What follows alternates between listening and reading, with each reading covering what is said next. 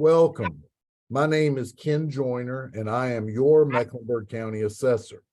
I am joined today by Brad Fowler, the Assistant Assessor over Real Property, and we're here to share some important information on the 2023 revaluation with you. We appreciate the opportunity to do this and your attention to this subject. With that being said, Brad, if we can go ahead and start up the presentation, we'll start.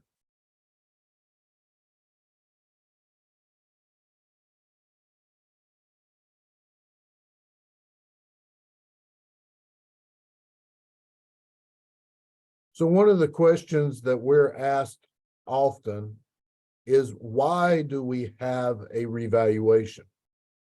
Well, North Carolina general statutes require each county to do a revaluation at least once every 8 years.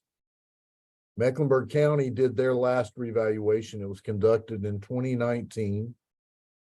And at the conclusion of that revaluation, the Board of County Commissioners advanced the cycle to a 4-year cycle so that we can keep assessments closer to current market, keep our public educated on the revaluation process. We've done over 100 sessions leading up to this revaluation, and back in 2019, we did over 200. And we also hope to reduce the likelihood of large market increases that can occur over an 8-year cycle. So the purpose of the revaluation is nothing more than to redistribute the property tax base, creating more fair and equitable assessments. Keeping these values at their current levels is important. The asterisk here, though, is to me the most important item on this slide. A revaluation is not a means to increase property tax revenue. It's just a redistribution. So let's look at our numbers. There are over 400,000 real property parcels here in Mecklenburg County. Right now, our numbers show that the median sales price is $434,140. We also have a median sales ratio of 95.2%. This is where we can look at our models and what our assessments are going to be and measure that against properties that have sold. So the properties that have sold, we are around 95%. So what type of increase in value are we looking at? Well, as an overall increase, we're looking at a 51% increase. When you isolate that to residential properties, it's a 58% increase, and for commercial, it's a 41% increase. So now let's talk a little bit about the notification, review, and appeal process for the 2023 revaluation. So we'll start off on the left here. On March the 17th, notices were mailed to all of our customers. We ask that once you receive your notice, that you review your information on our website to determine if your property characteristics are correct. Are the square footage of your property correct? Number of bedrooms and baths, and other property characteristics. Also review the sales of similar properties, and we'll go into later where you can find those sales. If you do determine that you feel like your value is too high, we encourage you to file an informal review. You can do this on the website directly, or you can mail us back the form that came with your notice. You can come by our office at 3205 Freedom Drive, Suite 3500, or you can call our office. If the informal review process does not give you resolution that you're looking for, you can then file for a formal appeal with our county Board of Equalization and Review, or BER. This is a group of citizens, most with a real estate background, that will hear your issues, listen to the county's case, and will make a decision as to what your value should be. If you do not agree with the BER, you can then appeal to the state level to the Property Tax Commission in Raleigh. So a few other questions about the appeal process. Well, first off, do I need an attorney? No, you do not need an attorney, especially at the informal review process. No one knows your property better than you. So we encourage you to work with our staff to try to resolve your valuation question. Do I have to take off work for the informal process? No. You can do this online 24/7, reply to our questions, send us questions, and we will work you through that process. And is there a cost to file a review or an appeal? No. There is not a cost. You can file that appeal with no money involved. And there are 4 easy steps to filing for review. First, review your value, as we discussed earlier. This is a sample notice of what they looked like when they went out on March 17th. You would look for your assessed value. Then we've got down there in the middle of the page the QR code. If you scan that QR code, it'll take you directly to our website where you can go to My Property Value and then look up your property.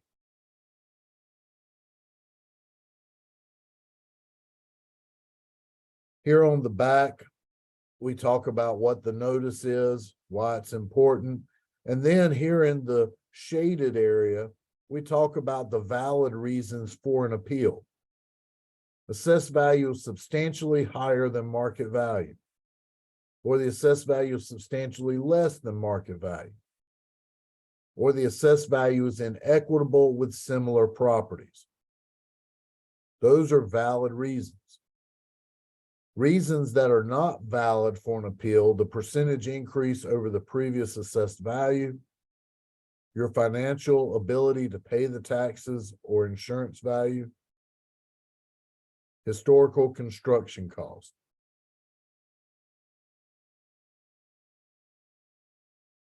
And as I said earlier, we're going to send you a paper copy of the appeal form. So here you just answer some simple questions at the top. And then, in your opinion, what is the January 1 true market value of your property?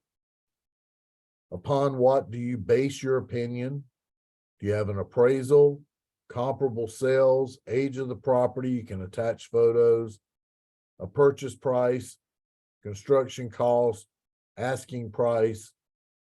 If it's a commercial property, income expense, profit and loss statement, and square footage difference.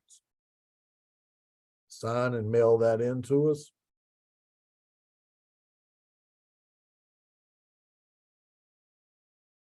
And then you submit the appeal. You can do it one of 4 ways. You can do it by email to appeals@mecnc.gov, but we do ask that you not send us a zip file. Those will not be allowed through the process.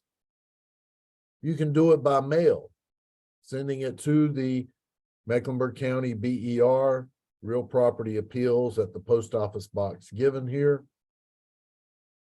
You can do it in person. You can walk into our office at Valerie C. Woodard, 8 to 5, Monday through Friday, and someone will work with you on that.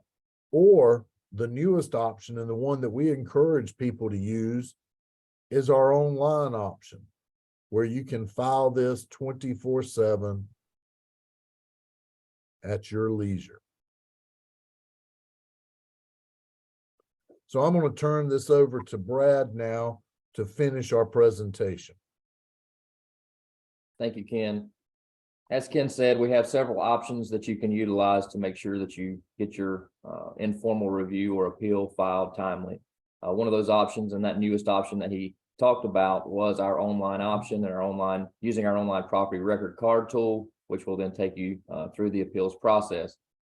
So, fairly easy process. I'm going to walk you through it step by step. The first thing that you'll do is enter in you'll go to our property record card tool, which there'll be several links on your notification that you can use, as well as that QR code that Ken talked about. You will enter in either your name, address, or parcel identification number if you have it, and you will have it because it's on the notification that we will be sending out. Once you enter in that information, it's going to bring up your property. It will show you a photograph of the property, a map of the property, and it will also show you the different features and values associated with the property, such as land values, building values, any extra features, any value changes. You can see down at the bottom of the screen, we've highlighted one of these items, Comper. Before you file for that informal review, we're asking that folks utilize that button.